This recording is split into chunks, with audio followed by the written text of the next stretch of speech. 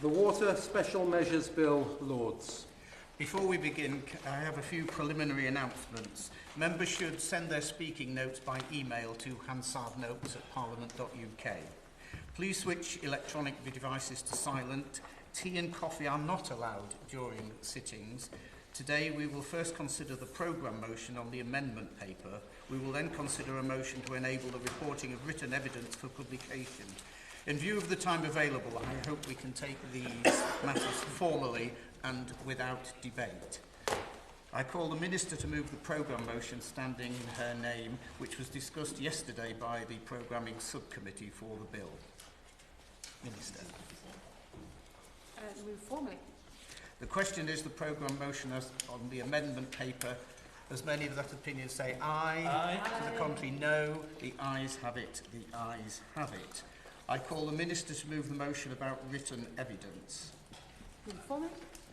The question is the motion as on the amendment paper. As many of that opinion say aye. Aye. To the contrary, no. The ayes have it. The ayes have it. We will now begin line-by-line consideration of the bill. The selection and grouping list for today's sitting is available in the room. This shows how the clauses and selected amendments have been grouped together for debate. Amendments grouped together are generally on the same or similar issue. Please note that decisions on amendments do not take place in the order they are debated, but in the order they appear on the amendment paper. The selection and grouping list shows the order of debates. Decision on each amendment and on whether each clause should stand part of the bill are taken when we come to the relevant clause. A member who has put their name to the leading amendment in a group is called first. Other members are then free to catch my eye to speak on all or any of the amendments within that group. A member may speak more than once in a single debate. At the end of the debate on a group of amendments, I shall call the member who moved the leading amendment again. Before they sit down, they will need to indicate if they wish to withdraw the amendment or seek a decision.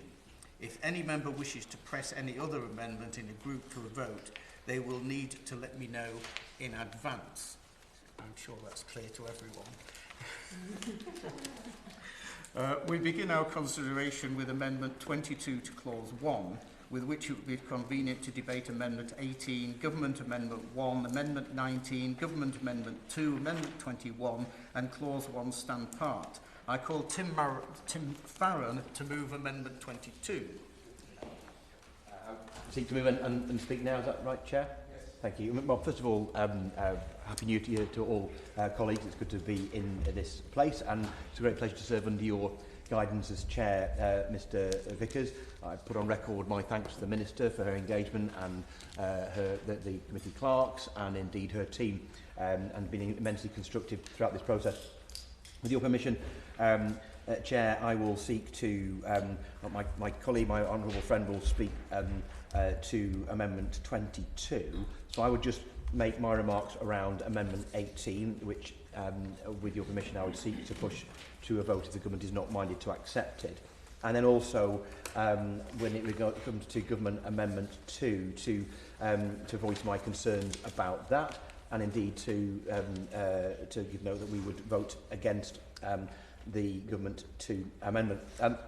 Just looking in particular at the issues that we're facing, amongst the challenges that we face is a complete and utterly justified lack of trust in the water sector and in the water companies in particular, but also with the regulatory framework. Amendment 18 is submitted in order to ensure that there are, on the boards of water companies, whatever their structure otherwise, people who are there and appointed because of their connection to the benefit and the interest of the consumers within that region, people who are there to benefit the residents within the areas that the undertaker is operational, the water company is operational, and experts and campaigners on environmental and sewage policy matters. I'm sure members on all sides will have people in their communities who will be equivalent to the ones that I will now very briefly mention. I think about the Save the River Kent group. I think about the Eden and South Lakes Rivers Trusts. I think about the Save the Windermere campaign. And people from those groups and citizen scientists and others who represent local interests and have great expertise ought to be on the boards of these outfits that run our waterways in the future, and it should be on the face of this bill. That in itself will bring the expertise and the accountability we are seriously lacking. It would also build trust, which we are so obviously lacking also within our water companies. We think the case for this is self-evident. We think those bodies that I have referenced and others as well around the country, again, self-evidently have the expertise and the authority and the tenacity to add huge value to making sure that our water companies deliver for the communities they're meant to serve and not just for their shareholders. Otherwise, I'll just very quickly make a remark about Gov 2. Sorry, am I right? It's a Government Amendment 1, sorry.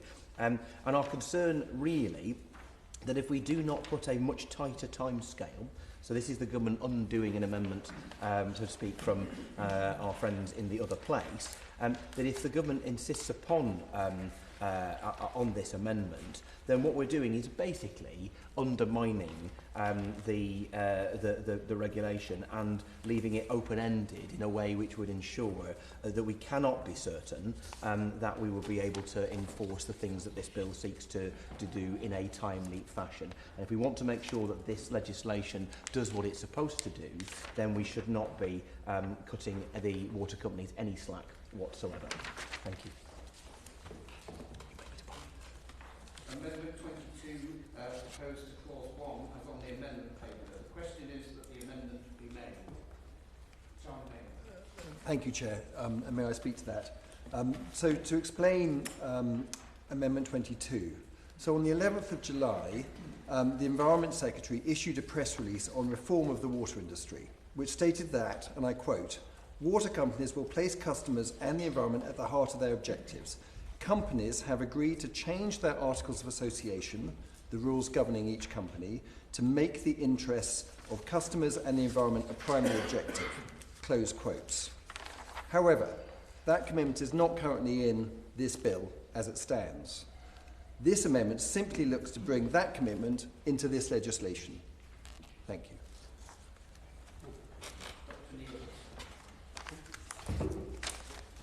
Thank you, Mr. Vickers, and it's a great privilege to serve under your chairmanship. Mr. Vickers, I rise to speak about a couple of the amendments that the government is making, and I speak on behalf of His Majesty's opposition to challenge the government with regards to its plans for government's amendments 1 and 2. Before I go into the detail of that, I'd like to make some general comments about this particular clause pertinent to some of these amendments. A worry of ours on this side of the House that this bill, rather than taking original and new measures to tackle some of these issues, is purely an attempt just to copy and paste the work done by our previous Conservative government. Right. In fact, many of the measures have already been copied from previous measures that we introduced during our time in government. As detailed in the... I will give way. Yeah. I thank the Honourable... thank you, Chair. I thank the Honourable Member for giving way. In the Select Committee, we took evidence from the Chief Executive of Ofwat, and he was very clear that the bonus received by the boss of Southern Water, Lawrence Gosden, this year would not have been paid had the measures in this bill been brought before the House by the last Conservative government that had 14 years to change the rules and failed to. I thank the Honourable Member for that intervention. With the greatest respect, I sat on the EFRA Select Committee in the last Parliament, and we took evidence from the Chief Executive of Ofwat in terms of some of the key measures that the Conservative government had brought forward. And actually what our government did was give Ofwat the teeth and the powers, and what we need to do moving forward is make sure that Ofwat use those teeth moving forward. Now, as detailed in the explanatory notes, Ofwat already has wide power to set conditions of water company appointments and licences. The ability and power of Ofwat to do this is something that the Conservatives worked hard on to strengthen this since this issue came to the fore, in order to drive the regulatory change that was so vitally needed in order to tackle the scale of the crisis that came to light. Again, I remind members on all sides of the House that when Labour left office in 2010, only 7% of storm overflows were monitored. When we Conservatives left office, 100% of outflows were monitored. We found the scale of this sewage problem and were the first party to start to address it. Now, as a Conservative government, the Environment Act 2021, I'm going to carry on just for a minute, and I'll make some progress and then I'll give way, gave Ofwat the power to consider, when deliberating about dividends, the environmental performance of that company and its crediting weighting, whereby Ofwat could stop the paying of dividends if it felt firms faced financial risks as a result of their actions. I'll give way to the Honourable Member. Charlie Maynard. Thank you very much indeed. 2 points. You said 100% of outflows are monitored. That I'm afraid that's not correct. 100% of emergency outflows, storm outflows are monitored, which is 14,000. You didn't mention storm. There are 7,000 which are not currently monitored, which are emergency overflows. The other aspect around Ofwat you just mentioned, Ofwat under your watch has been entirely devoid of looking at the balance sheets of these companies, and that is the root of all our trouble. And I think it would be beneficial to acknowledge that. Thank you. I thank the Honourable Member for his intervention. I think if you check Hansard in my speech in second reading and just now, I said storm overflows. And indeed, in terms of the third-party spokesman there, I would gently remind him that in the coalition government, the Liberal Democrats had a water minister who did absolutely nothing on this particular issue. Right. It is therefore worrying, I'm going to make some progress, if I may. No, you haven't. I was referring to your colleague. It is therefore worrying that while the previous administration went to great lengths to ensure that water companies were financially resilient, this government is doing quite the opposite with their Government Amendment 1. Now, Government Amendment 1, Mr Vickers, which leaves out lines 4 to 8 of Clause 1, would amend the requirement that rules that Ofwat must produce under the clause must specifically include rules on financial reporting. This could not more clearly delineate the Conservative approach, which the Labour Party so derided and promised to the British people they would do different to, and the actual approach that Labour, now in power, have taken in reality. In fact, this government amendment not only undermines the hard efforts of the previous Conservative government in taking this issue seriously, but the efforts of a cross-party consensus that secured the commitment to financial reporting rules by Ofwat in the bill by colleagues in the other pace. A cross-party coalition, including the Conservatives, forced the government to ensure that this original commitment would be in place in this particular bill. Labour, on the other hand, voted against this commitment and are quite simply seeking to overturn a clear cross-party consensus for Ofwat to be given power to set rules on financial reporting. Now, ensuring that Ofwat will be able to view the water company's financial structuring will help with scrutiny and understanding of how the company is operating. It also will ensure that the consumers who have been let down by the water industry for far too long are protected moving forward. By close financial monitoring, water companies will face the scrutiny that they need and reduce the risk that ordinary consumers could be left without a supplier. Financial mismanagement poses great risks, and every sinew must be strained to prevent it. Financial reporting is key in this regard to ensuring that this takes place. The very issue of financial resilience of water industries is not one that we are talking about hypothetically, but something that is paramount concern right now. Only as recently as November, Ofwat's Monitoring Financial Responsibility report identified 10 companies that needed increased level of monitoring and/or engagement concerning financial resilience, with 7 companies being placed in the elevated concern category, meaning some concerns or potential concerns with their financial resilience have been identified, and 3 being placed in the highest category of action required, meaning action must be taken or is being taken to strengthen the company's challenges with financial resilience, and hence need to publish additional information and reporting on improvements at a more senior level with Ofwat. I'll give way to the Honourable Member. Thank you very much for giving way. Will the Honourable Member not agree with me that you had 14 years to reform Ofwat, during which time you did absolutely nothing? I don't say. Look at the Environment Act. I would respectfully disagree with the honourable member. We passed the Environment Act in 2021. We gave Ofwat more teeth. We gave the Environment Agency more teeth. And as I have said, we were the first party to start measuring and actually collect the data that meant that we could act on this. And what we are trying to do moving forward is actually making sure that Ofwat and the Environment Agency use the teeth that have been given to them by the previous Conservative government to make our waters better. To suggest with this government amendment that Ofwat should not be concerned with the issue of financial resilience rules is to quite simply send out the wrong message to the public. I would therefore urge the government to reconsider on this, and we will seek on this side of the House to push the Amendment Government 1 to a vote. I would now like to turn my attention to Government Amendment 2, Mr Vickers, which would remove the provision from the bill that requires the remuneration and governance guidance provided by Ofwat to be brought into force through a statutory instrument laid down in Parliament by the Secretary of State. It seems odd that while in opposition, the Labour Party claimed that they wanted ministers to do more and to take accountability for the water industry. Yet now that they are in government, they are trying to avoid having ministerial and therefore democratic accountability. Again, I must thank the efforts of my Conservative colleagues in the other place, who worked so hard to ensure that this measure was implemented into the bill, led by my friend and colleague Lord Roborough, who tabled the original amendment on this in the other place and secured its majority support there. As Lord Roborough pointed out to the government, and I want to reiterate, it is not just about accountability, but the measure that they are trying to remove is one that would give them increased power and involvement in rules that Ofwat would set. Why would a government that says it wants to take a tight grip on failing water companies choose to avoid measures that allow it to have more say in how they do just this?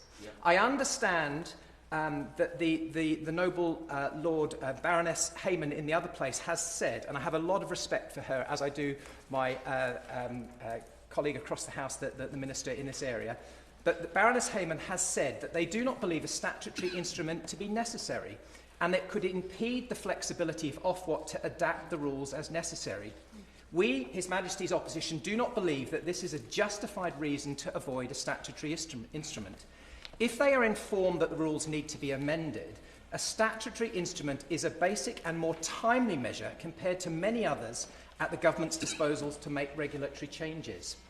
As I said earlier, many of the measures in this bill quite simply are trying to copy those introduced by the previous government. If the Labour government believe that time is of the essence when it comes to the water industry and implementing new rules, why did they not choose to opt for statutory instruments to adapt what is already in place rather than pursue a new bill with all the stages and procedures that they require? Now, given that it is the third party, the Liberal Democrats, are those who go to great lengths to display how tough they are on the water industries and they want accountability, it is quite disappointing and I would have to say shocking that they would lay down an amendment in their Amendment 21 that would likewise remove this requirement for a statutory instrument. Why would they too want to support this government in trying to avoid accountability when it comes to governments taking action on the water industry and practices? Again, I reiterate, might it be that they are haunted by their own record when they were in government and they did nothing on this particular issue? I strongly urge the government to consider its position with regard to Government Amendment 2 also, and we would like to push this to a vote as well. In addition, if it comes to a vote, we will seek a vote on the similarly retrograde third-party Amendment 21 on the similar section of this clause. Thank you, Mr Vickers. Catherine Phillips. Thank you. It's a pleasure to serve under your chairship, Mr Vickers. I'd like to take this opportunity to welcome the measures within this bill, particularly in Clause 1, and thank the Minister in particular for her really swift work. We know all too well the damage that has been done by water companies and by agricultural pollution across the UK. Damage that has only been exacerbated by years of Conservative failure, allowing for record levels of illegal sewage dumping in our rivers, lakes and seas. In my constituency of Monmouthshire, we have the majestic rivers, the Wye, the Aske, the Monnow. Armies of citizen scientists coordinated by the wonderful Save the River Us group in Usk with Angela Jones have been monitoring the river over the last few years, and sadly it is getting worse and worse. The levels of phosphate pollution in the River Usk are the worst of the whole of the 9 Welsh rivers that are SACs in Wales. So this Labour government is only 6 months in, and yet it is taking more action to tackle the scourge of sewage than the parties opposite did when they were in government. Instead of obfuscation and delay, we're getting serious action to end the disgraceful behaviour. This is especially evident with Clause 1, which seeks to ban bonuses for water bosses unless high standards are met on protecting the environment. They must also involve consumers in decision-making. And Clause 1 also ensures that failing water bosses will not be able to be water bosses any longer. This action is essential if we are able to hold water company bosses to account and ensure that they act in the best interest of the public and the environment, not in the interest of their own pockets. I'm pleased that in Wales we have the not-for-profit water company Dŵr Cymru. However, that status has sadly not stopped the leaking of sewage. In 2023, we had 2,383 sewage dumping incidents in Monmouthshire. That is 2,383 too many. In 2022, Chief Executive Peter Perry took home £332,000 and a further £232,000 in bonuses, while in the latest financial year, Ofwat had to step in and stop Dŵr Cymru from paying out £163,000 of bonuses from customers' money. I'm sure I will not be alone in recognising the injustice of these bosses being paid hundreds of thousands of pounds in bonuses while polluting our environment. It's clear to me that significant government action and regulation is needed, and this clause delivers it. Clause 1 finally ensures that the polluter pays, and I support it wholeheartedly. Pleased to see you in your place. I'm not going to speak on the government amendments. I merely repeat the very, very good arguments put forward by the Honourable Member for Epping Forest. But I will, at this stage, just refer to a couple of concerns I have about Amendment 18, put forward by the Liberal Democrats. I understand the rationale, the intention behind this amendment. We all want the water company to pay closer attention to the interests of their consumers. They do, I note in passing, already have a statutory duty, a consumer-focused statutory duty. But the actions which have been uncovered by the actions taken by the Conservative government over the last 14 years to ask the question, then get the information about the state of sewage discharges and take effective action to bring that to an end, brings with it an additional need. The Honourable Member for Westmorland and Lonsdale highlighted a loss of trust with the water undertakers, and I agree with him on that. There has been a significant loss of trust as the poor behaviour which has been uncovered by the Conservative administration has been met with very considerable outrage, justifiable outrage, both by the government but also by members of the public. But there are, I fear, some significant unintended consequences associated with the drafting of Amendment 18, and these are legal obligations which you have as a member of the board. The Honourable Member for Westmorland and Lonsdale referred to these new positions being on the board in his earlier comments. Now, there are legal obligations that apply to all board members, and I question whether the representatives of consumers and the voluntary organisations which have been so active in this area over the last few years would really want to be exposed to the legal obligations of being a member of a board of a PLC, because they are significant and onerous. I will give way. It's fairly standard on boards today to have DNO insurance. All board members have that. What's the problem for them also having DNO insurance? Well, I'm grateful for that intervention, but it does seem a very odd way to proceed if you recognise that there is a risk to voluntary members that you're going to be put on board, exposing them to personal obligations. These are personal obligations So you have, for example, a fiduciary duty of care, you've got a legal duty of loyalty to the organisation. They might find that quite difficult to stomach. And you have a duty of obedience to the organisation as well. And it seems odd at this drafting stage to say, we recognise that there's a risk, but don't worry, you can take out insurance and you'll probably be okay. I will in a second, just let me finish this point. It seems odd to, at this stage where we are considering drafting, not to perfect your amendment rather than to put it in this rather imperfect form. And I will happily give way to the honourable member. First of all, it's up to each individual to sign up or not, so it's of their own free will. And secondly, this isn't insurance, this is standard insurance that almost all boards have in the UK nowadays and internationally that protects board members against this. And it's not, wouldn't be specifically for these board members, it would be for all board members. So it's that, to say that's a concern and therefore we shouldn't do it on that ground seems odd. Well, I'm grateful for that intervention. I've made clear my concerns about this. It would be perfectly possible to achieve the objects which I share, actually, in improving the voice of the customer in water companies, actually seeking to improve the implementation of the already existing obligation by water companies to take account of the consumer interest. But I don't think that the current drafting is the best that we can do, and so I raise these concerns so that they can be properly considered. Yeah. Elena Dollywall. Thank you, Chair. And can I thank the Minister for all of her work in bringing forward the Water Special Measures Bill so quickly in this new Parliament. It is a bill that my constituents in Hastings and Rye desperately need. As I've spoken many times in this House about, in our constituency of Hastings, Rye and the villages, we have suffered hugely at the hands of Southern Water. Litres of raw sewage pumped into the sea, flooding of our town centre twice, leaving homes and businesses under sewage water, and even having the taps run dry twice on 2 occasions in less than a year. We in Hastings and Rye felt the impact of 14 years of Conservative failure to crack down on the water companies' bad behaviour, and I will give way to the honourable gentleman. Thank you, Chair.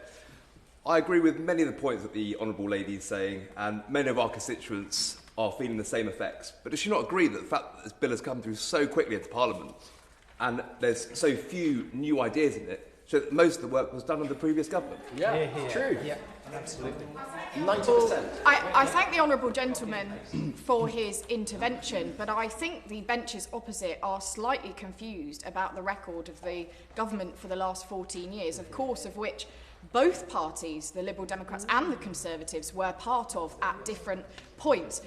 My constituents in Hastings, Rye and the villages would find his assertion that the last government fixed the crisis with our water companies very, very bizarre indeed. And what I would draw his attention to in the amendment that we are discussing today is the powers that this government is introducing to ban bosses' bonuses when they fail our constituents. The last government left thousands of outlets unmonitored, and when there were monitors, those monitors were reporting into the water companies themselves. What this government is doing differently is not allowing the water companies to mark their own homework and saying that that should report directly into government, not the water companies. I will give way to the honourable gentleman.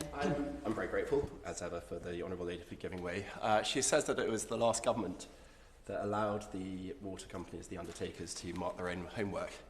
Does she not recall that it was actually the Labour government in 2008 who specifically changed the rules to allow water companies to do just that in relation to their environmental performance?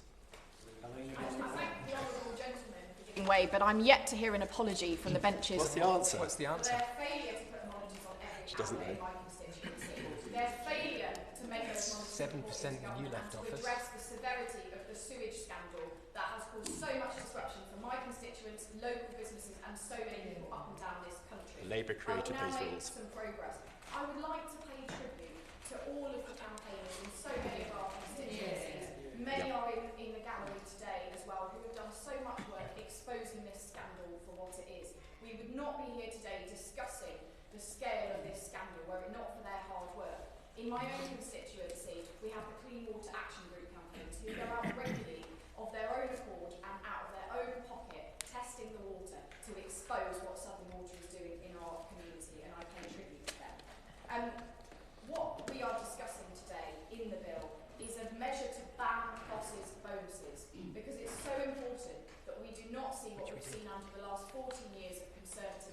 which is the continued failure of Southern Water to be rewarded with bosses' bonuses. Lawrence Gosden, the Chief Executive of Southern Water, received a bonus last year when we've seen repeated failure in Hastings and Rye under Southern Water's watch. As I said earlier, the Chief Executive of Ofwat confirmed to us in the Select Committee that had the measures in this very bill before us been put in place last year by the Conservative government, that bonus would not have been paid. Lawrence Gosden only received this bonus because of the failure of the party opposite to act when they had 14 years to do so. I was also shocked to hear that the legislation that the previous government had drafted meant that there was only a tiny set of reasons where bonuses could be banned under their legislation.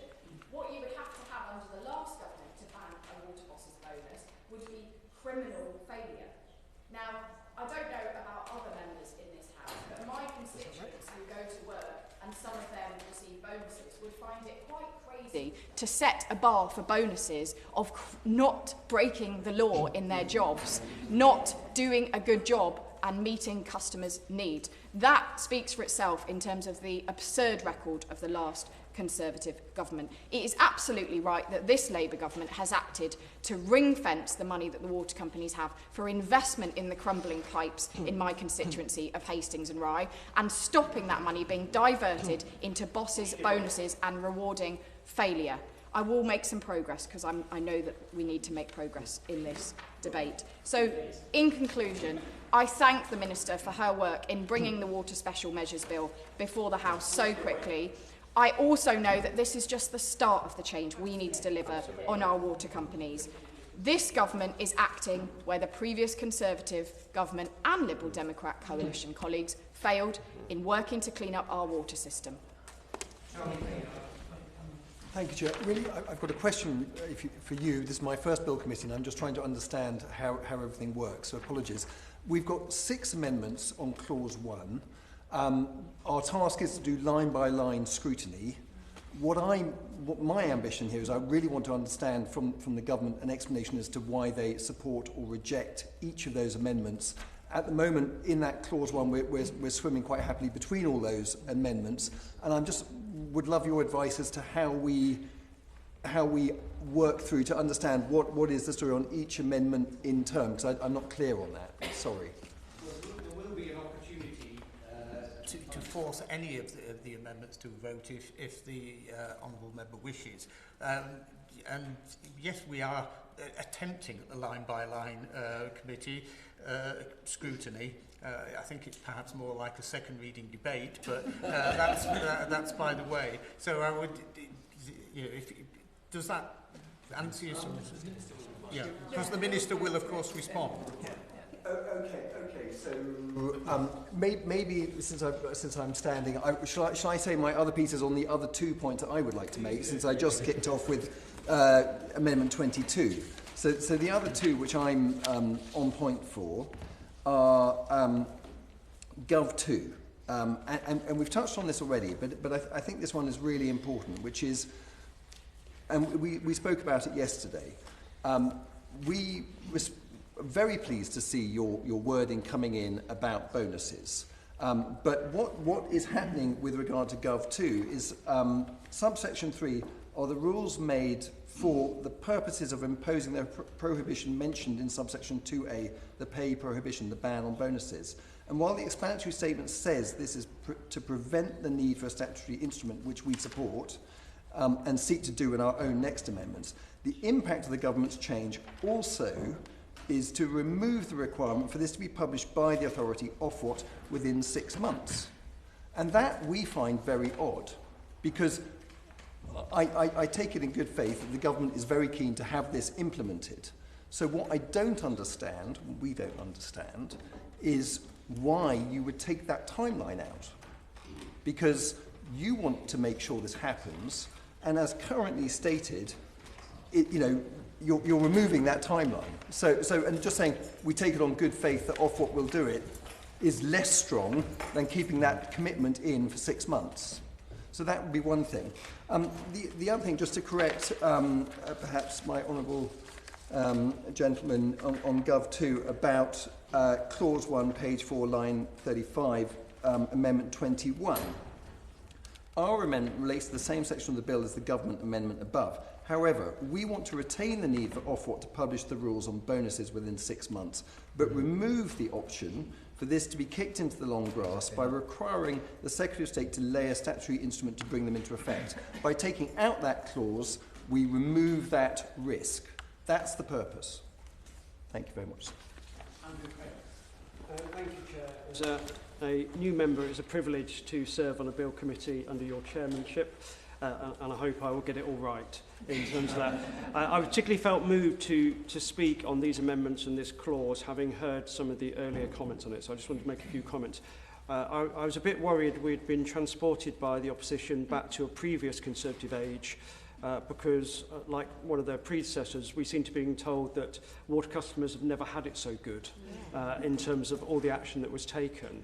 There's been a lot of talk about teeth this morning, Chair. I'd like to ask the Minister to confirm that actually this bill is about the dentistry that we need to put more teeth into the water sector. And I'd like to ask the Minister perhaps if she, when she responds, she could identify if the clauses that the government's put forward help address some of the anger, the very real anger that my constituents feel about the way they have been ghosted and treated by the big water companies and the behaviour of some of the senior leadership. I'd like to put on record that representing a seat with Anglian Water, which I think some other members here today, there is a real frustration at the performance and the actions of such a large company, when at the same time as over 3,000 hours of sewage being dumped into rivers around my area, the Fens and John Clare County, that we saw Anglian Water Chief Executive receiving 1.3 million in a package of pay and bonuses despite that poor performance. And the anger and the desire and drive, I think, of this government, but also the public to want to see action is really very palpable. So I very much welcome the bill, and I would seek that clarity in terms of that. I think it's absolutely right, as the government has outlined, that we have a fast bill to get these teeth and this emergency dental treatment delivered quickly so that we can come back and put the braces on for the rest of the water sector.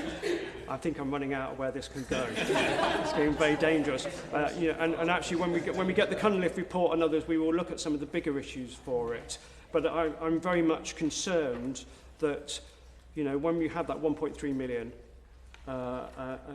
and asked questions to Ofwat, I sit as a member of the EFRA committee, and I share my honourable friend's concerns that when we directly asked Ofwat, did they have the dental tools to challenge and put the surgery onto the water companies, Ofwat was very clear they didn't. And I specifically asked the Chief Executive and leadership of Ofwat around another bête noire of this debate, which is Thames Water, whereas up until March last year, in those 3 months, the Chief Executive gave me a £195,000 bonus, £195 bonus, and since 2020 we have seen £41 million given to the Chief Executives in bonuses and incentives. So can you just reassure us as a House, or as a committee, as we come, when she responds, that these clauses that the government has put forward will help restore trust, put in place the initial measures so that we can get on with this, we can take action, we can end the delay, we can start to put right the problems the government has inherited, and then look at the wider issues when we get the report backs later in the year. Thank you, Chair. Just a quick counter through. So 3 things I should have talked about earlier on, so my apologies and thank you for your indulgence. Amendment 21 and 19 and new clause 26, very briefly. Just to reiterate my honourable friend from Whitney's comment about Amendment 21. So I've great respect for the member for Epping Forest, but I think he's misunderstood. What our amendment seeks to do is, as my honourable friend has said, is to ensure that we don't run the risk of kicking this into the long grass, taking action against bonuses by sticking this anywhere other than on the face of the bill. So we weren't planning to divide on it, but we're very happy to be the ones voting in favour of immediate action rather than kicking it into the long grass, if that is what he wishes to do. I don't want to bore anybody about coalition, but it's been mentioned. I'll give you 20 seconds on it. Privatisation of the water industry, where all this went wrong. And in the 35 years since then, all parties that have been in government since that time share some responsibility. Worth just for the record stating that DEFRA had no Liberal Democrat minister in it at all for the majority of the coalition. The reminder that for 18 months, that my great friend Dan Rogerson served in that position. That was the time during the coalition, by the way, where we undid some of the foolish capital costs that were made at the beginning of the coalition. So it's the opposite of the truth to say that we did nothing. We actually did the only thing that did happen during that time. It's also worth bearing in mind, people might remember, we were in the EU then and properly regulated, and things were different. So that's the end of that. That's the end of that defence. But may I? Oh, go on. Yeah.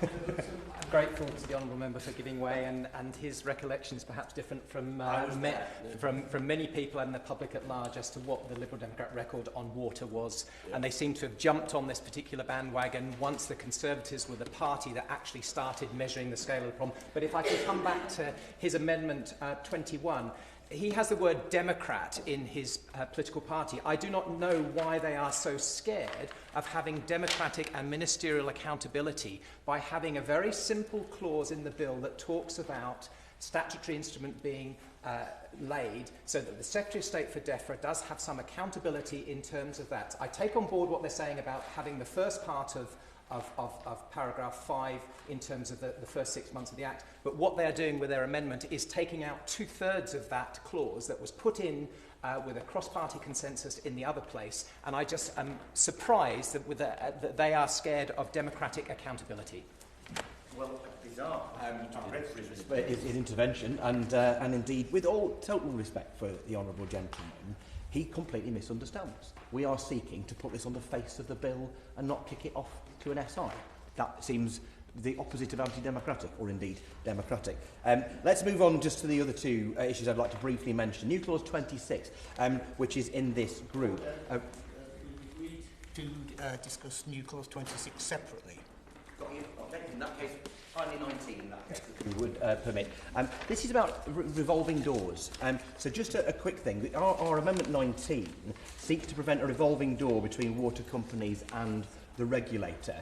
In July 2023, the Chief Executive of Ofwat stepped down to very swiftly pick up the role of being the interim Chief Executive of Thames Water. An analysis by the Observer in 2023 found 27 former Ofwat directors, managers and consultants working in the industry. They helped to regulate until very shortly beforehand, with about half of them in very senior posts.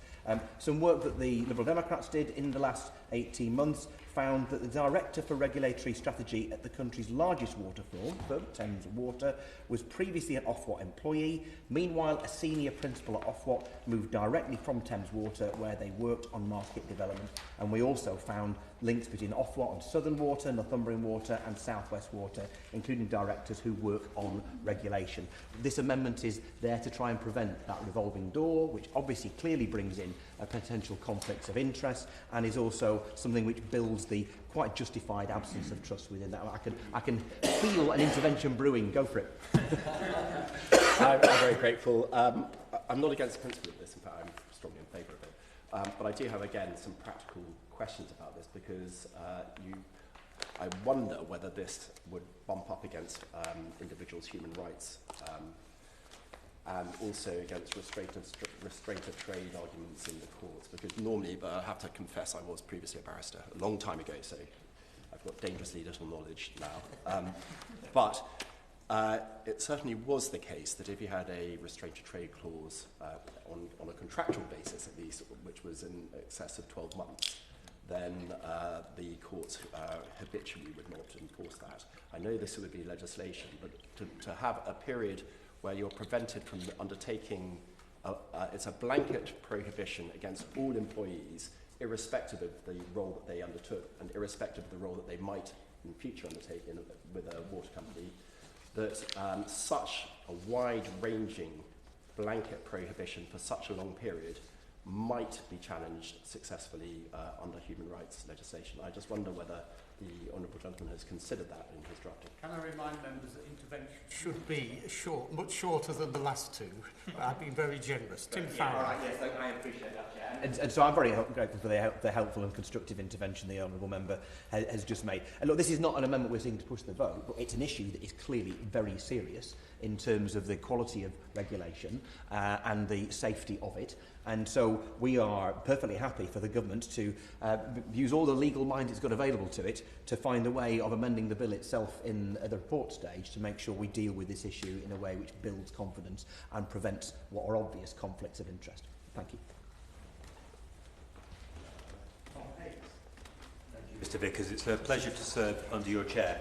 And this is a really important topic, it's a really important bill committee. I don't want to start talking about that, but before I do, I just want to gently remind the Conservative spokesperson that his party was in power for 14 years. And I know that the general election defeat was fairly historic and quite enormous, but I don't think the bump to the head should have caused such an enormous loss of memory about what has been achieved or not achieved over the last 14 years. Residents of Bournemouth East, my constituency, are absolutely incandescent about the state of water infrastructure, about the sewage that they are enduring as a seaside town. And it's no surprise as a consequence that when I was campaigning in the general election and knocking on doors since, that this is a hot topic that people raise with me. And I particularly want to draw on the views of 4 constituents who have been in touch knowing that I'm on this committee. They are Jane in Southbourne, Ray in Boscombe, Denise in Stratton Park and Kat in Littledown. And they are deeply concerned that over the last 14 years there has been such underinvestment in water infrastructure to the point where it crumbles and we have as a consequence so much sewage in our rivers and in our seas. It's shocking to them and to me that £41 million was paid out in shareholder dividends and bonuses since 2020. That's an enormous sum of money to be going away from the investment in our water system. And it's shocking to them too that bonuses can just go to CEOs as they pollute willfully without seemingly any consequence. So I strongly welcome the government moving forward so rapidly with this bill, particularly with its requirement that the regulator can limit bonuses, can stop bonuses, can also hand out significant consequences where there has been malpractice, which can include even the option of jail time.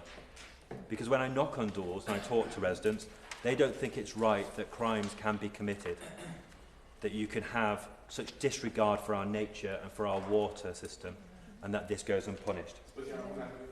I would very happily give way. I think as a fellow MP from our coastal town, I can absolutely echo the anger and the frustration on the doors of the residents in Weston-super-Mare.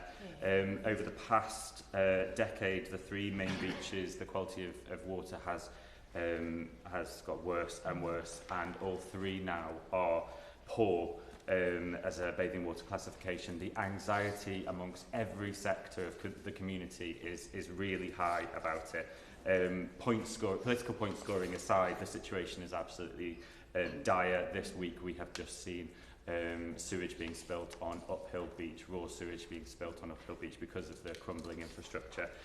So what I really urge the government to do here, and I'm really pleased that we have grasped the nettle, is to take on the big challenges, and I'm really grateful, so thank you very much.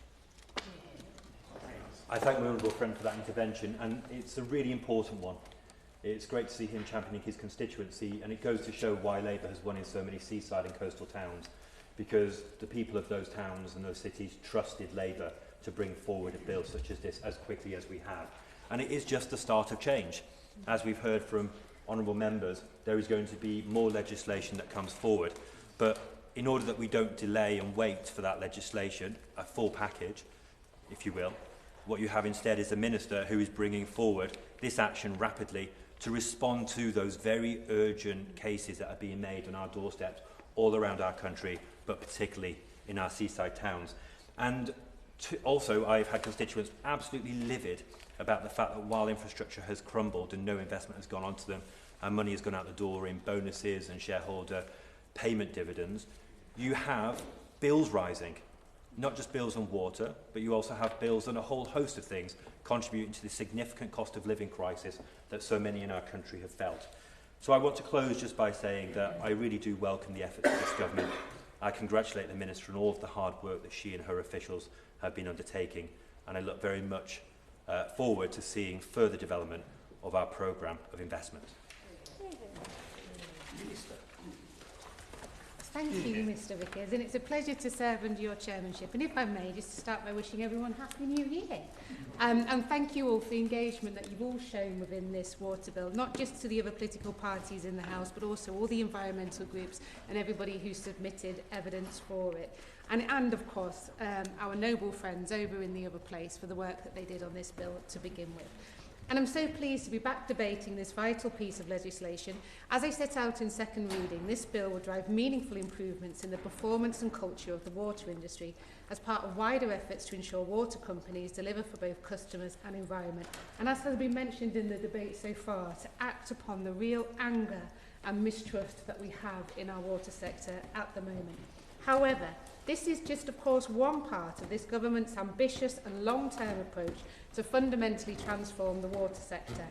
As members will be aware, in October 2024, the government announced an independent commission, and this will be the largest review of the water sector since privatisation. The commission has a broad scope and will consult experts in areas like the environment, public health, engineering, customers, investors and economics. And it will, of course, and I know this is something we all care about, it will, of course, look very closely at financial resilience and as one of its key areas. And I wish to reassure members of the committee on the timeline for this. The Commission will report to the Government by Q2 2025. The UK Government and the Welsh Government will then respond and consult on proposals they intend to take forward, and we expect these to form the basis of future legislation. But, yes? Just ask a question. Q2, does that mean the beginning of Q2 or the end of Q2, please?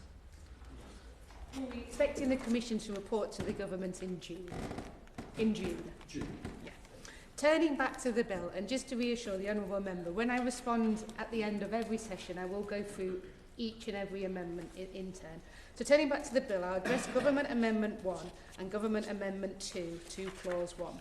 The Government has carefully considered all non-government amendments made in the other place and how these amendments fit within the wider plans for reform of the water sector, including the amendments tabled by Lord Roughborough and Lord Cromwell.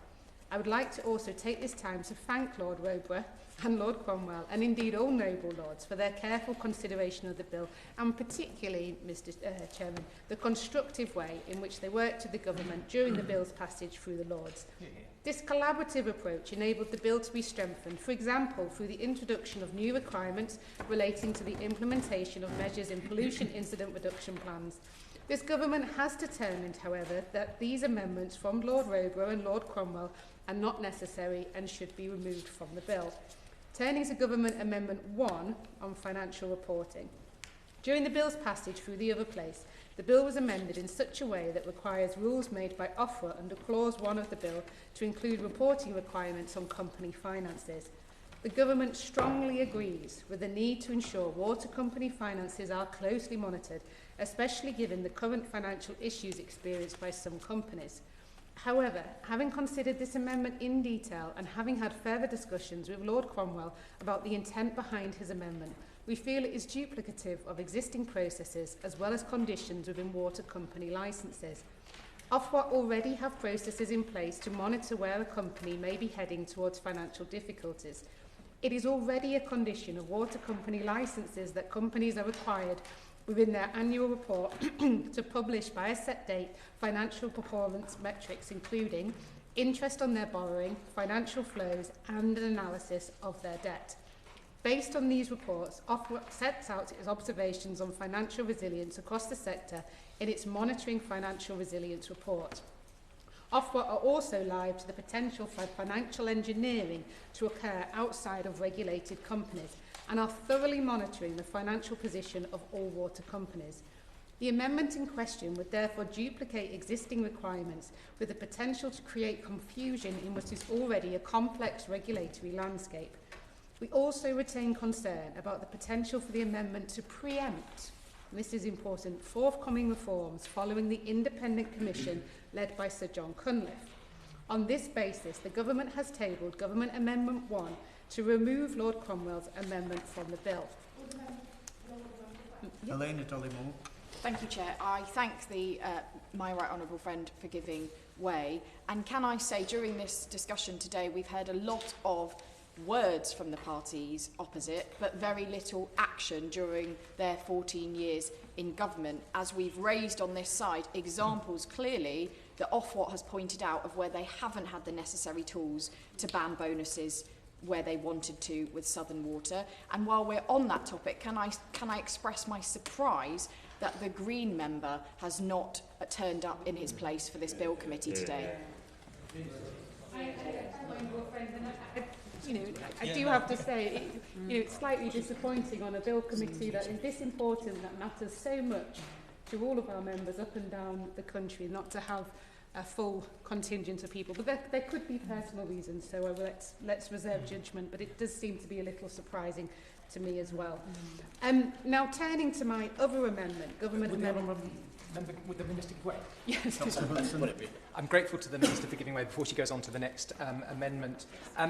She said that her worries about that particular amendment from Lord Cromwell, that it would duplicate things. Actually, it is quite a simple clause, and it achieved a lot of cross-party consensus in the other place. And actually, if it does duplicate things, a bit of repetition is not a bad thing in terms of ensuring annual financial reporting by water companies. So I think this is something that would not create confusion. It would actually just create clarity if it's repeated and it's important and on the face of the bill. So that's why we urge the government to reconsider. Yeah. Just for the record, I'm advised by the clerk that Adrian Ramsey has sent his apologies and that he's ill. I think that should go on the record. Definitely. Minister. Thank you. And I'm pleased that we have that on the record. It's an important bill, and I encourage everyone to attend. On the basis of Government Amendment 1, as I already have outlined, I do believe that it is duplicative of the work that is already being done by Ofwat. And secondly, I think, as I already said, it will preempt any forthcoming reforms through the Water Commission, and that's why... give way on that point? Go on, and then... David Reid. Thank you very much, and thank you to the Minister for giving way. We've heard repeatedly that this is just the start of the legislative process to bring our water companies back to heel. Would the Minister please explain what she thinks this bill lacks and what she hopes to do then in the future to sort of strengthen this bill and add to it? And the Honourable Gentleman is tempting me to look into the future before we've had the Water Commission. Just to clarify, so there's no misunderstanding, the Commission is not going to be looking to amend this bill. The Commission is going to be looking to produce another piece of legislation entirely to look at everything, because this bill is a. Oh, I will do. Thank you very much, and thank you, Mr. Vickers. Just to say that this review is going to be very wide-ranging, and could the Minister please confirm that we're talking in great detail about powers of the regulators here. Now, there are 4 regulators, and in the review, I assume, and I think the government's made it clear, that even how water is regulated, right down to how many regulators there are and how they may operate in the future, is completely up for grabs. So this is all we are kind of prejudging what may be in that review, and of course that will be for Mr Cunliffe to work out for himself. So I feel very much like this is maybe something that will be covered in the review. Could the Minister just please confirm that regulation is all up for grabs? I thank my honourable friend, and she's absolutely right. And shortly, obviously, the information will be coming out on how each and every member across the House can contribute to that review. Now, turning to my other amendment, Government Amendment 2, this amendment seeks to remove the amendment which requires rules made by Ofwat under Clause 1 to be brought into force by statutory instrument within 6 months of the Act coming into force. Alongside my amendment, I will also address Amendment 21, and I thank the Honourable Member for Westmoreland and Lonsdale for raising this amendment, which is largely in line with the intention of mine. Although the government understands the need to ensure that the rules relating to remuneration and governance are subject to efficient scrutiny, this additional process risks compromising the independence of Ofwat, which must be protected. The necessary secondary legislation would be prepared by government and, therefore, represent significant government interference in the independent regulatory process. This kind of interference has the potential to have adverse effects on investor confidence. The consultation requirement included within the bill under Clause 1 already provides the Secretary of State and other interested parties with the opportunity to raise major concerns with the regulator on the content of the rules.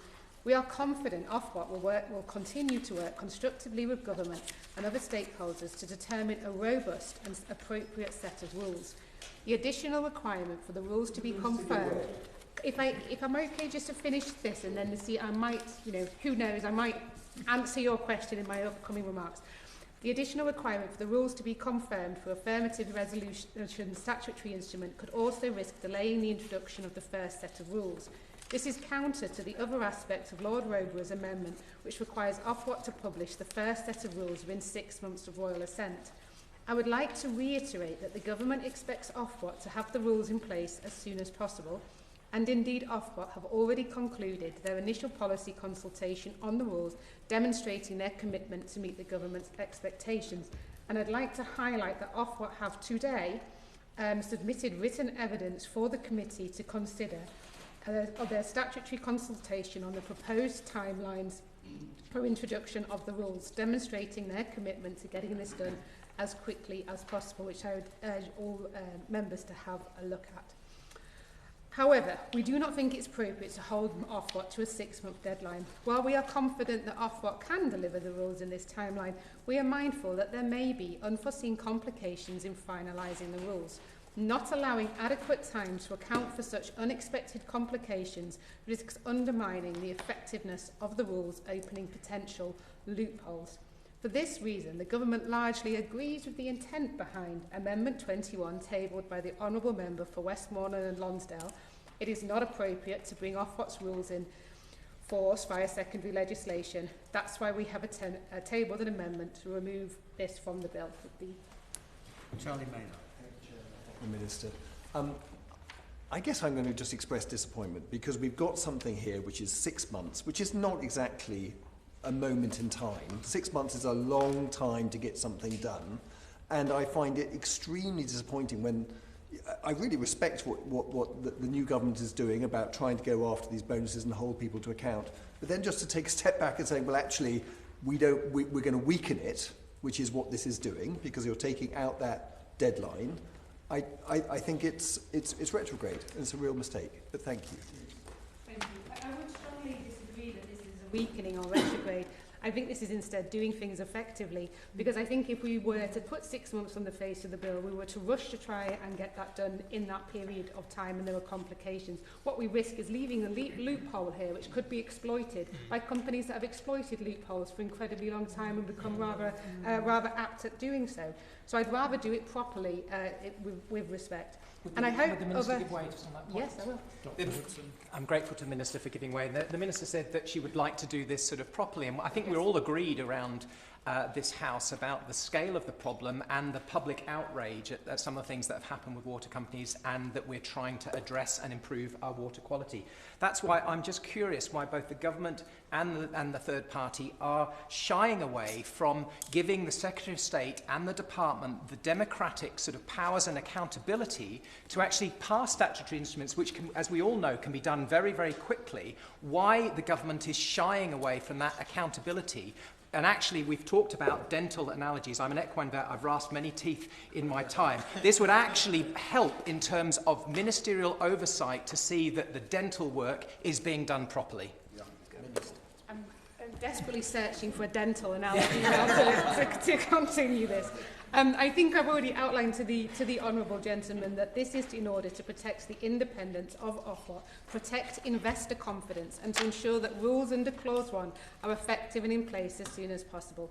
It is necessary, therefore, to remove the Lord Roborough's amendment, and I urge again Honourable members to have a look at that written evidence supplied by Ofwat today. On that basis, and considering the arguments I have put forward for removing the 6-month deadline for the rules to be published, I ask that the Honourable Member for Westmoreland and Lonsdale withdraws Amendment 21. Turning to the lead amendment, Amendment 22, also tabled by the Honourable Member for Westmoreland and Lonsdale. Public trust in the water sector has been severely damaged. The number of serious pollution incidents is increasing. At the same time, companies are paying out millions in bonuses. I therefore fully support the intention behind the Honourable Member's amendment and agree with him on the importance of ensuring customers and the environment are put at the heart of companies' objectives. Indeed, this is why the Secretary of State announced immediate action to improve the performance of the water industry in his first week in office. This included agreement that companies would update their articles of association to make the interests of customers and the environment a primary objective. and I am very pleased to inform the House that a number of companies have already made this change, and DEFRA is working to ensure all companies implement this change as soon as possible. This is a government of service, focused on improving people's lives, and it is important that consumer interests are represented at the heart of decision making. This is why, under Clause 1 of this bill, Ofwat must make rules requiring consumer involvement in corporate decision making. Companies will be required to put in place arrangements to involve consumers in decisions which have a material effect on consumer interests.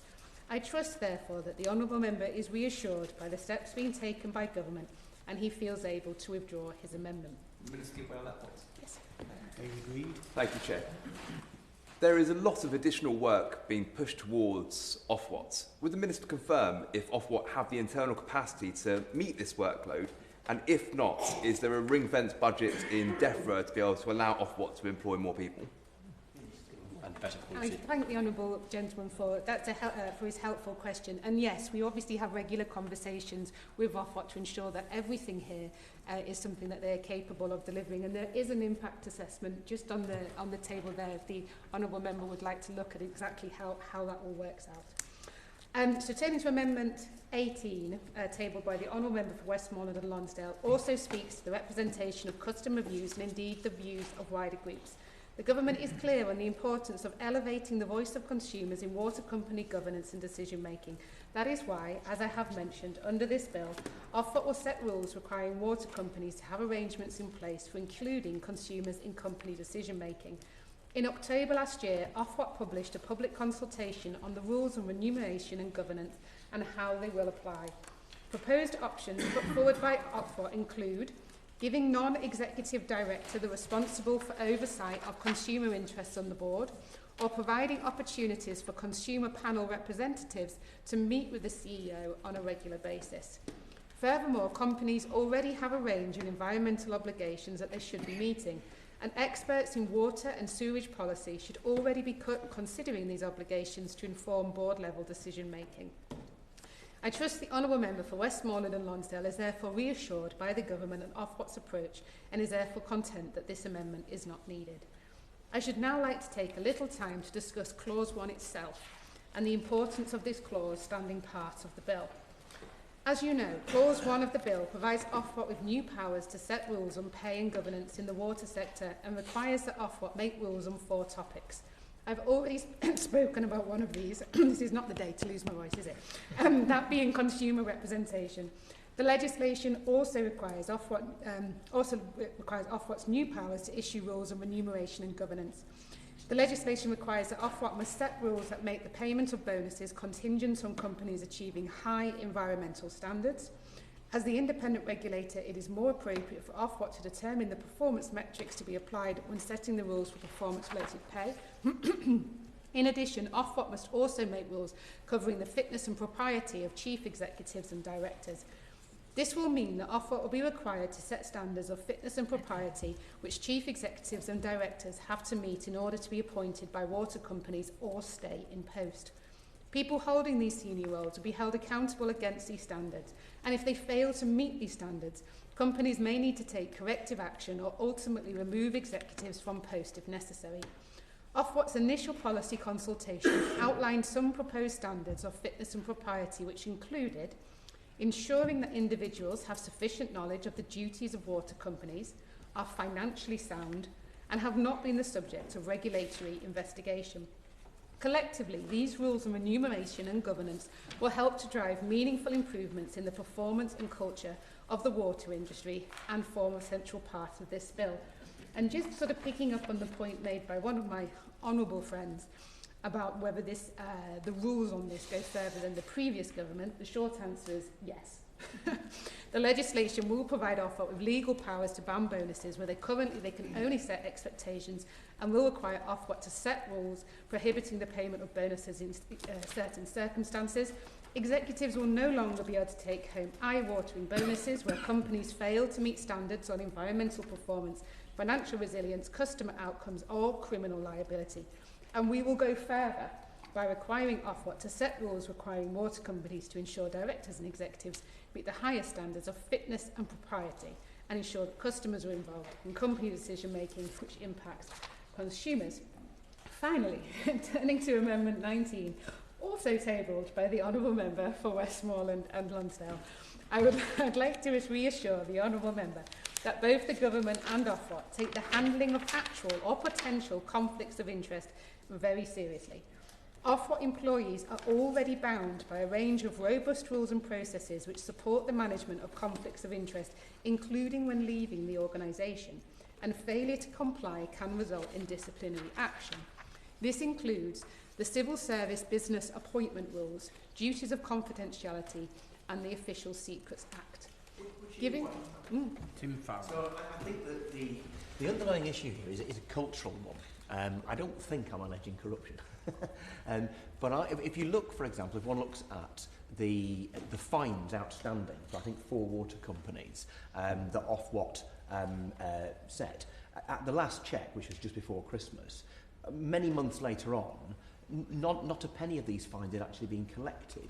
And you get a sense of a lack of urgency, a lack of understanding of anger about the water industry. And when you have got this revolving door, there may be no corruption at all, but there's a kind of watering down, no pun intended, of the culture of being a watchdog, and there is a level of compliance, and it's apparent.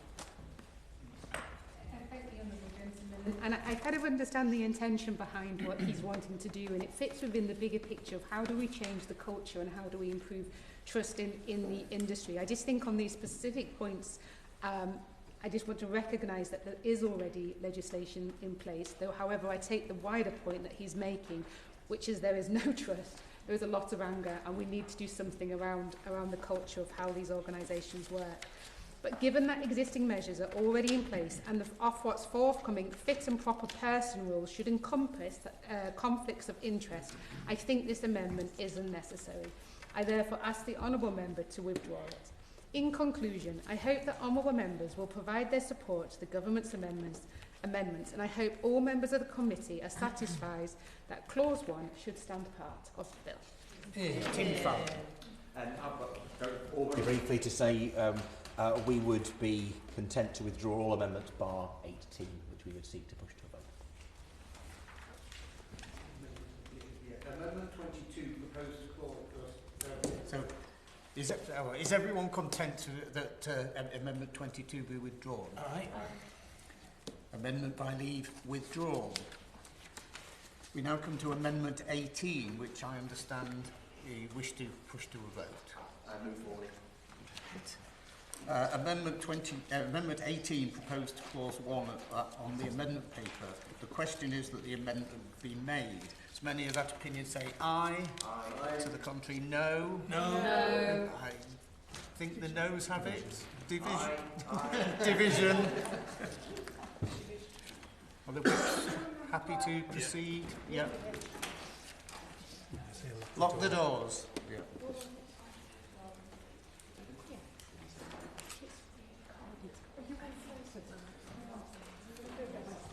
Dan Aldridge?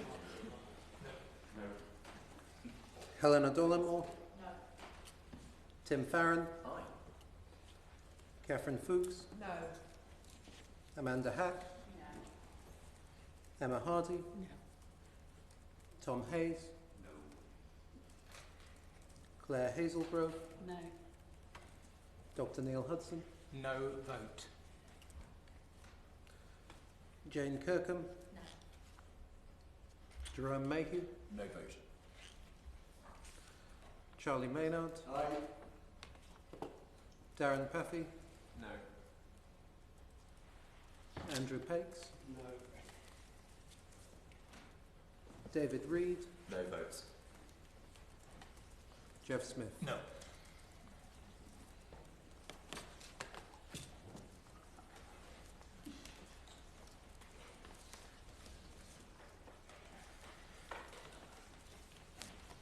The ayes were 2 and the noes were 11, so the noes have it. The noes have it. Unlock.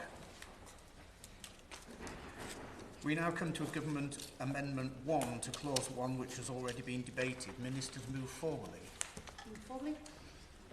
Government Amendment 1 proposed to clause 1. The question is the amendment be made. As many of that opinion say aye. Aye. To the contrary, no. No. Division. Are you happy to proceed? Yeah. Dan Aldridge. Helena Dollimore. Aye. Tim Farron. No. Catherine Fuchs. Aye. Amanda Hack. Emma Hardy. Aye. Tom Hayes. Claire Hazelgrove. Aye. Dr Neil Hudson. No. Jane Kirkham. Jerome Mayhew. No. Charlie Maynard. No. Darren Paffy. Andrew Pakes. David Reid. No. Jeff Smith. Aye.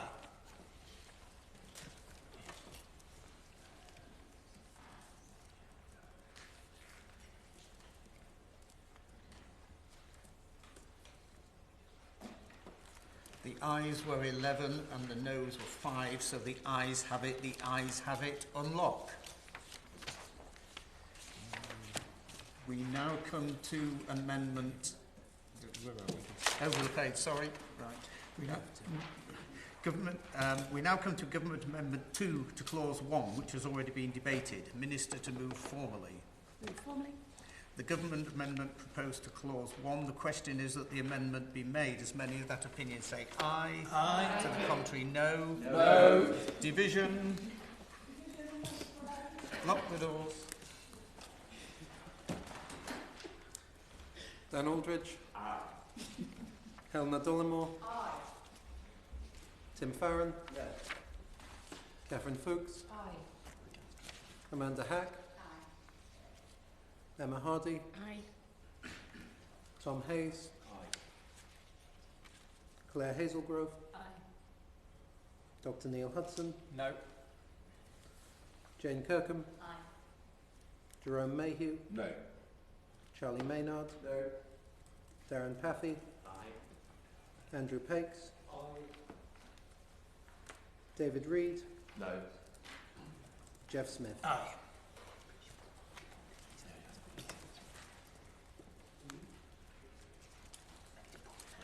So the ayes were 11 and noes were 5, so the ayes have it. The ayes have it. Unlock.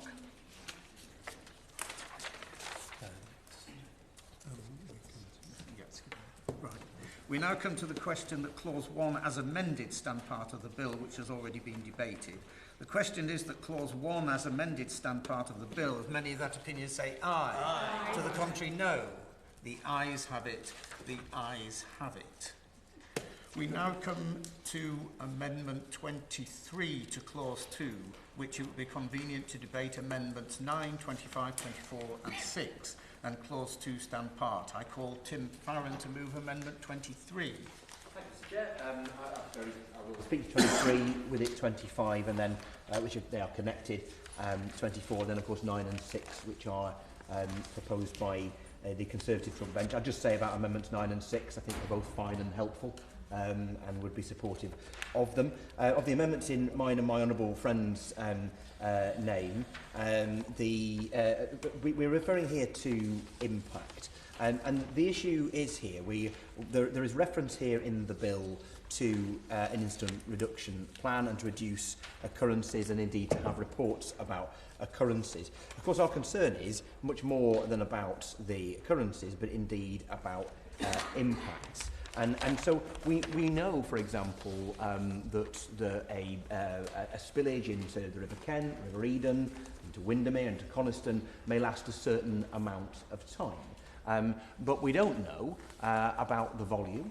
We may have a trickle over a day, or we may have a deluge over a half-hour period.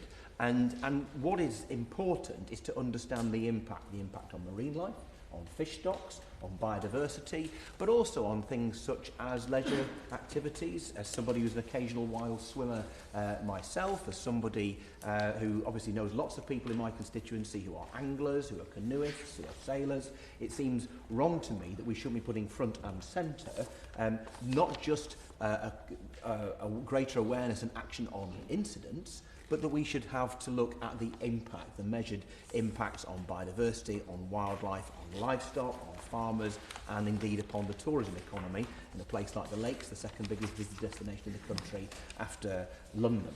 And so I would be very grateful if Amendments 23 and 25 were indeed taken on board by the government.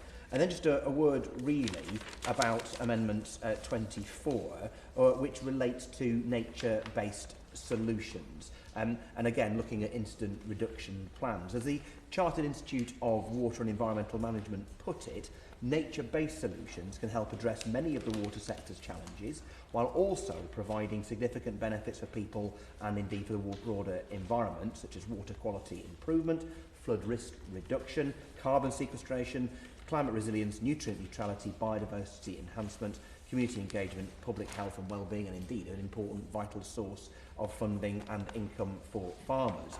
Examples of nature-based solutions can include natural flood management techniques, such as wetland restoration, tree planting across catchments of areas of unproductive land, not of agricultural productive land, I hasten to add, and to build resilience to flooding. The construction of treatment, wetlands and reed beds to treat wastewater and improve water quality, creation and restoration of ponds and pondscapes for climate mitigation and adaptation, and to build resilience to drought. And finally, the multiple benefits delivered by working with nature also create opportunities for blended finance by drawing in private investors or gaining income from buyers of ecosystem services. This further increases taxpayer value for money at a time when the delivery burden on the water industry and therefore customer bills is at a record high. Investment in nature-based solutions will help to ensure that water industry spending supports delivery of the maximum environmental and social benefits. So we think that these amendments, the three of them together, 23, 24, 25, are about, first of all, assessing the damaging impact of pollution incidents on our lakes, our coastal areas and our rivers in my communities and indeed across the country, but also through Amendment 24 to try to provide practical solutions that will help to address these. These are meant to be helpful amendments. I hope the government will take them on board. Thank you, Mr. Vickers. I rise to speak about Amendments 6 and 9 proposed by His Majesty's opposition. I hope that these are very much self-explanatory amendments, but are quite simply about the core concept of accountability that has been at the heart of the work of the previous government and its mission to improve our water system. But we must remember at the heart of every failure that damages our waterways, it is the great British public, those who rely on our waterways, both as consumers and members of communities that are served by the waterways, who are let down and denied the rights to pollution-free water systems that they are entitled to. Amendment 6 in our name, which would require water companies to publish their implementation reports accessibly online, gives the public a tangible and visible sign by which water companies can be held to account for the promises they make and the actions that they say that they will take. It is a vital step in trying to restore the trust that water companies may be seen to have lost in recent years with the public through the inadequate actions to deal with this issue that people have seen from the water industry over recent years, and as we have articulated today on all sides of the chamber. It is very much not just words and promises, but explicit standards to judge water companies by. It would very much form a kind of contract between the companies and their consumers, who can then know what to expect from their individual company. His Majesty's opposition have no objections to Clause 2 in its principle and requirement that water companies publish an implementation report, nor in the specific details that companies would be expected to produce outlined in 205B. In fact, we welcome that the government were willing to listen to the concerns from Conservative peers, including Lord Rowborough, and peers from other parties in the other place, to strengthen Clause 2, including the requirement for implementation reports to be drafted by water companies in the first place, and ensuring that pollution incident reduction plans requirements also include water supply system related incidents, not just sewage related incidents. However, we believe that Amendment 6 would go even further to strengthen this proposal and advance the accountability we all want water companies to have. Requiring implementation reports to be published online in an accessible way sets out an explicit and clear definition to water companies of how they are expected to publish any such plans as the clause requires, and demonstrates how water companies must comply with the law in unequivocal terms. In stressing accessibility, this amendment would end the ambiguity that can sometimes exist for the public, in which it is often too easy for companies to hide away behind protocol and procedure. By having such information available to consumers, there can be no hiding behind murky waters on this vital issue and the concrete commitments they make to improving our waterways. Water companies, too, can also benefit from the chance to have reflections on their progress available in full sight of the public. In all walks of life, efforts to make good on promises cannot quite come to full fruition for reasons beyond their control. If genuine reasons for not meeting targets do arise, the public can have full transparency into why this is and understand more about the nature of the industry and the issues involved in protecting the quality of our water system. In other words, full transparency is in everyone's interests, Mr. Vickers. A review commissioned by Ofwat about the importance of open data, published in 2023, was very clear that open data provide great benefits in a range of areas when it comes to the water industry.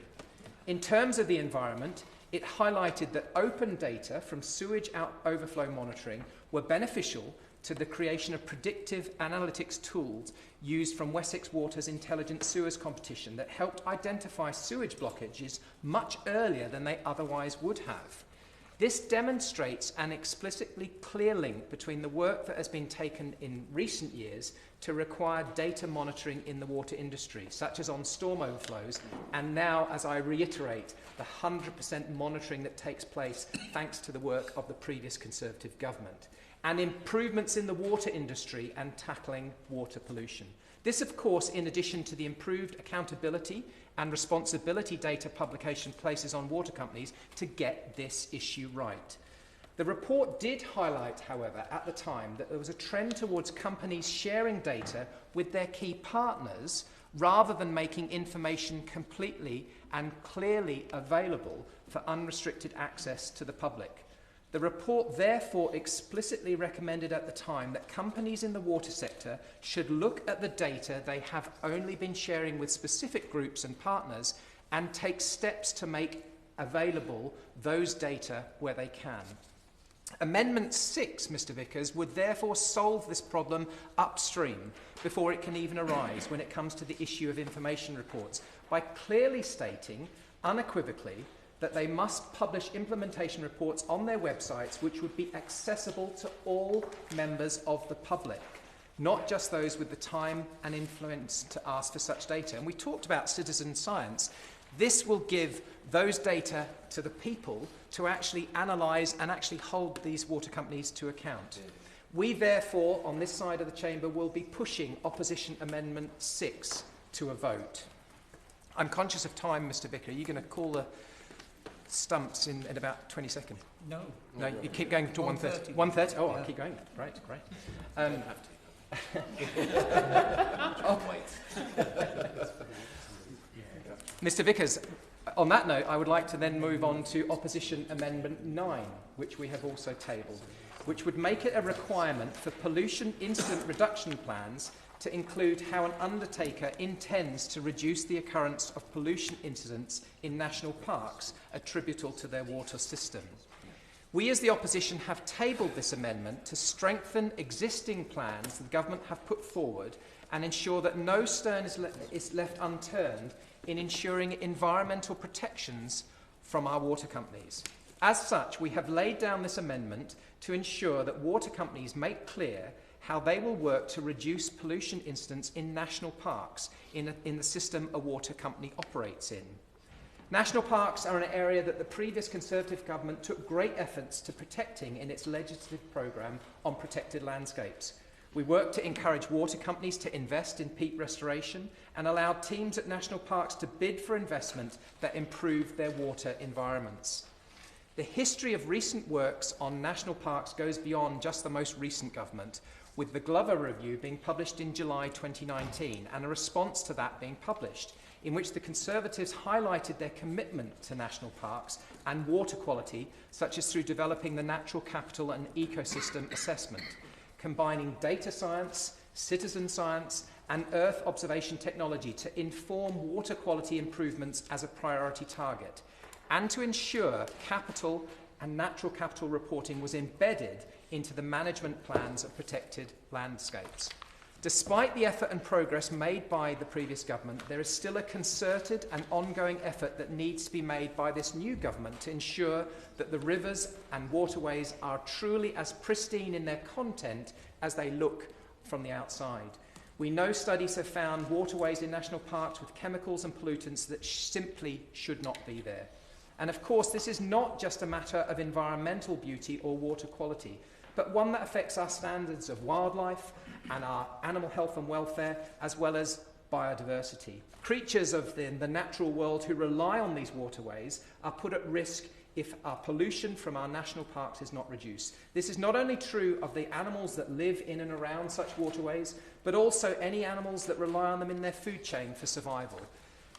We Conservatives have taken great pains to improve the consideration of nature-based solutions, and I take on board the Honourable Member for Westmoreland and Lonsdale's comments about nature-based solutions. I think we all are in agreement across this House the importance of using nature-based restorative functions and using them to help things like in terms of flood mitigation with trees planted in the right place, re-wiggling of rivers, etc. And it's so important that we work collectively to do this. And the introduction of the environmental land management schemes in the previous Parliament very much iterated that.